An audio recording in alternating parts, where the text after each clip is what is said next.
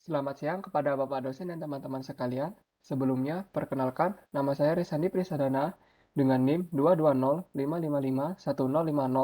Pada kesempatan kali ini, saya akan mempresentasikan artikel saya yang berjudul Apa Kabar Bluetooth di Zaman Sekarang? Baik, pertama-tama di sini saya akan menjelaskan tentang mengenal awal mula Bluetooth. Nama Bluetooth ini terinspirasi dari sejarah Skandinavia dan logo ikoniknya yang seperti bentuk dasi kupu-kupu, memiliki arti tersembunyi. Logo tersebut sejatinya adalah dua huruf rune Younger Futhark, yakni Hagal H dan Bejarkan B, yang digabung menjadi satu. Younger Futhark atau yang dikenal pula dengan sebutan rune Skandinavia adalah alfabet rune yang terdiri dari 16 karakter. Penggabungan huruf tersebut dapat digambarkan seperti ilustrasi yang teman-teman bisa lihat. Rune ini ditemukan di Skandinavia dan pemukiman zaman Viking yang ada di luar negeri yang digunakan sekitar abad ke-9. Jika dicocokkan dengan alfabet saat ini, dua huruf tersebut merujuk pada huruf H dan B, yang merupakan inisial dari King Harald Blatan Gormson. Salah satu pencapaian terbesar King Harald Blatan Gormson adalah menyatukan Denmark dan Norwegia di bawah kekuasaannya. Blatan sendiri merupakan bahasa Denmark, yang berarti gigi biru atau dalam bahasa Inggris Bluetooth. Dari ciri khas dari arti nama itulah nama Bluetooth tersebut tersematkan.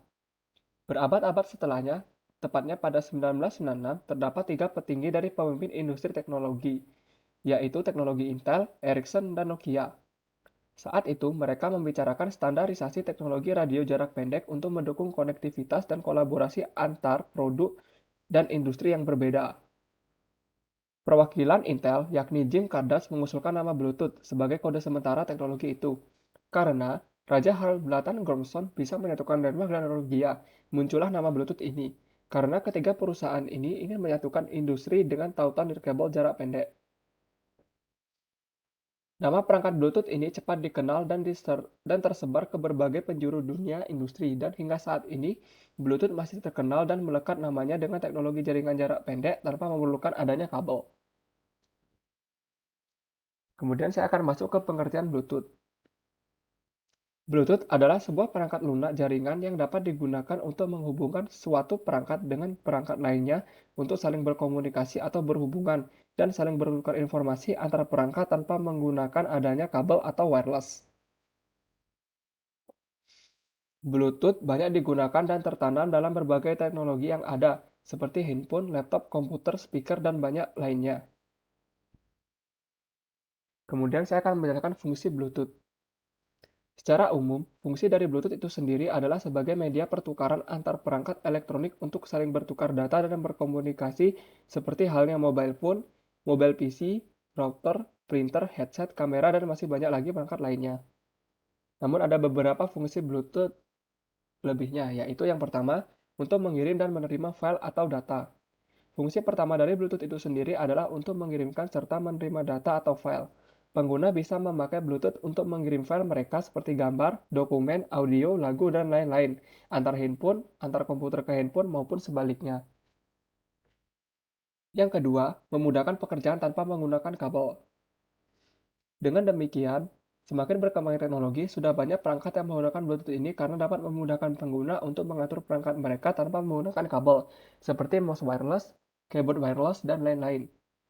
Yang ketiga, untuk mencetak dokumen memakai wireless printer. Saat ini sudah ada teknologi printer Bluetooth yang bisa dipakai dan digunakan hanya dengan mengaktifkan Bluetooth. Dengan adanya perangkat wireless printer ini, para penggunanya bisa menghemat waktu bekerja dan tenaga karena para pengguna tersebut tidak perlu repot-repot memasang dan mengkonfigurasi kabel saat ingin mencetak dokumen. Yang keempat, dapat juga digunakan sebagai modem. Bluetooth juga dapat dijadikan sebagai modem. Hal ini sangat membantu pengguna yang sering menggunakan internet, mengakses sosial media, ataupun untuk chattingan. Pada penggunaannya, untuk memakai Bluetooth sebagai modem, para pengguna hanya perlu setting di komputer mereka dan sudah bisa terhubung ke internet dengan memakai media Bluetooth tersebut. Kemudian di sini saya akan menjelaskan tentang jenis-jenis Bluetooth. Terdapat banyak sekali jenis-jenis Bluetooth dari awal hingga saat ini. Baik dari yang pertama yaitu Bluetooth 1.0 dan 1.0b. Bluetooth ini merupakan versi awal perkembangan Bluetooth yang memiliki perkembangan yang kurang baik pada masanya. Kemudian berkembang lagi ada Bluetooth 1.1, ada Bluetooth 1.2, kemudian ada Bluetooth 2.0 plus EDR. Dengan adanya teknologi EDR, In-Change Data Rate yang dimiliki oleh Bluetooth 2.0 ini, Bluetooth ini memiliki transfer data yang lebih cepat. Kemudian ada Bluetooth 2.1 plus EDR, kemudian ada Bluetooth 3.0 plus HS. Bluetooth versi 3.0 plus HS ini adalah singkatan dari High Speed yang punya teknologi lebih cepat lagi daripada EDR. Kemudian ada Bluetooth 4.0 plus E. Bluetooth versi 4.0 plus LE atau dikenal dengan Bluetooth Low Energy. Bluetooth Low Energy ini jadi pondasi teknologi ke versi berikutnya.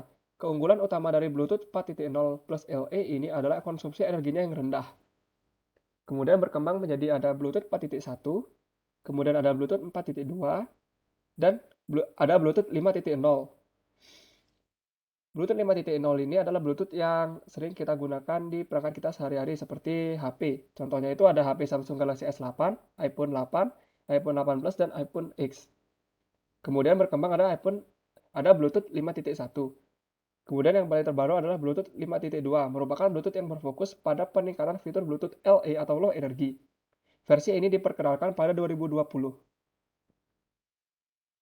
Baik, saya akan lanjut ke cara kerja Bluetooth. Bluetooth mengirim dan menerima gelombang radio di sebuah band dengan 79 frekuensi atau saluran yang berbeda, yaitu saluran yang berpusat pada 2,45 GHz, terpisah dengan radio, televisi, dan telepon seluler, dan disediakan untuk digunakan oleh industri, sains, dan juga alat medis. Penetapan frekuensi tersebut sudah distandarisasi oleh taraf internasional yang digunakan untuk berbagai keperluan. Perangkat lunak Bluetooth ini secara otomatis mendeteksi dan terhubung satu sama lain, dan sampai 8 di antaranya dapat berkomunikasi dalam satu waktu bersamaan. Para Bluetooth ini tidak akan saling mengganggu karena masing-masing perangkat menggunakan salah satu dari 79 saluran yang ada. Dan jika dua perangkat ingin berbicara, mereka memilih saluran secara acak. Dan jika saluran itu sudah diambil, akan beralih secara acak ke salah satu dari yang lain. Untuk meminimalkan risiko gangguan dan peralatan listrik lainnya dan juga untuk meningkatkan keamanan, kedua perangkat yang terhubung secara terus-menerus akan mengubah frekuensi yang mereka gunakan ribuan kali per detik.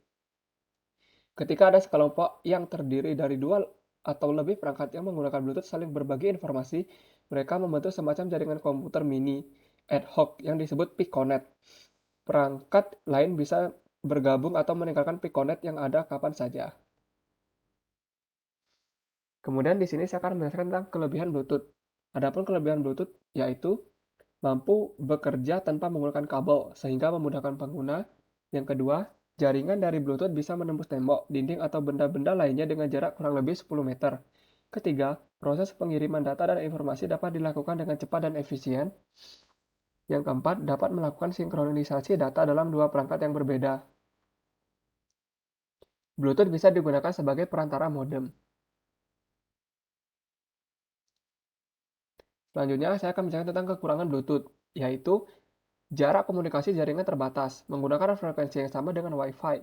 Jika terdapat banyak koneksi, Bluetooth kita harus menentukan tujuan agar tidak salah perangkat ketika melakukan pertukaran data. Rentan terkena virus dan keamanannya kurang. Kecepatan transfer data yang dilakukan tidak tetap atau tidak stabil dan tergolong cukup rendah. Nah, kemudian di sini saya akan membandingkan Bluetooth versus Wi-Fi. Pada perbedaannya sendiri yaitu terdapat otorisasi spesifikasi. Bluetooth menggunakan SIG, Wi-Fi menggunakan IEE dan WECA. Tahun pembangunan Bluetooth 1994, Wi-Fi 1991. Pita frekuensi Bluetooth 2,4 GHz, Wi-Fi 2,4 GHz, dan 5 GHz. Jenis modulasi Bluetooth GFSK, jenis modulasi Wi-Fi BPSK, QPSK, COFDM, CCK, OFDM. Bandwidth saluran Bluetooth 1 MHz, sedangkan bandwidth saluran Wi-Fi 22 MHz. Sel dasar Bluetooth yaitu Piconet, sel dasar Wi-Fi bintang. Tingkat sinyal maksimum Bluetooth 1 Mbps, sedangkan tingkat sinyal maksimum Wi-Fi 54 Mbps. Rentang nominal Bluetooth 10 meter, rentang nominal Wi-Fi 100 meter. Keamanan Bluetooth kurang aman dibandingkan Wi-Fi, sedangkan keamanan Wi-Fi lebih aman dibandingkan Bluetooth. Konsumsi daya Bluetooth lebih rendah daripada konsumsi daya Wi-Fi. Kemudahannya lebih mudah menggunakan Bluetooth daripada Wi-Fi karena relatif kompleks dan memerlukan konfigurasi perangkat lunak dan perangkat keras. Jadi daripada Bluetooth dan Wi-Fi ini mana yang lebih baik? Secara ringkasnya, jika kita tidak terlalu mementingkan kecepatan, maka menggunakan Bluetooth itu lebih baik dan bandwidth yang digunakan pun lebih rendah. Misalnya ketika kita menggunakan perangkat headset wireless, mouse wireless, dan lain-lain yang tidak mementingkan kecepatan dan jarak. Sedangkan jika kita mementingkan kecepatan, maka Wi-Fi adalah jawaban yang tepat digunakan, tetapi memerlukan bandwidth yang besar pula, seperti ketika ingin memindahkan file foto ataupun video dari kamera ke smartphone, maka kita mementingkan kecepatan. Jadi, eksistensi penggunaan Bluetooth saat ini masih tinggi. Hal ini karena jika kita menggunakan perangkat yang tidak mementingkan kecepatan, maka Bluetooth merupakan pilihan yang baik. Karena penggunaan bandwidth yang kecil dan pengoperasian Bluetooth juga lebih mudah dibandingkan Wi-Fi. Terakhir, dapat kesimpulan, berdasarkan penjelasan mengenai perangkat lunak jaringan Bluetooth, dapat disimpulkan bahwa Bluetooth merupakan sebuah perangkat lunak jaringan yang dapat digunakan untuk menghubungkan suatu perangkat dengan perangkat lainnya untuk saling berkomunikasi atau berhubungan dan saling bertukar informasi antara perangkat tanpa menggunakan adanya kabel atau wireless. Secara umum, fungsi Bluetooth yaitu mentransfer atau mengirim data antar perangkat tanpa menggunakan kabel. Bluetooth juga memiliki banyak jenis berdasarkan versi perkembangannya.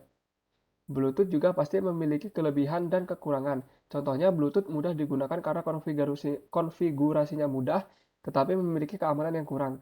Secara eksistensi, penggunaan Bluetooth saat ini masih tinggi.